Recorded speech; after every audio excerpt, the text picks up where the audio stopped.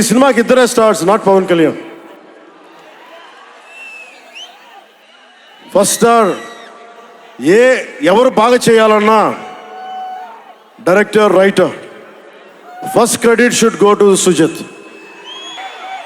తర్వాత సుజీత్ తాలూకు డ్రీమ్ని రియలైజ్ చేయడానికి the one and only Thaman. అతను వీళ్ళిద్దరూ ఎంత పిచ్చిగా చేశారంటే, వీళ్ళు ఒక ట్రిప్లో ఉన్నారు సినిమా అంతా. వీళ్ళ ట్రిప్లో నన్ను కూడా లాగేశారు. ఎలా లాగారంటే నాకే తెలియదు. నేను డిప్యూటీ సీఎం అని మర్చిపోయాను నేను ఈ రోజున.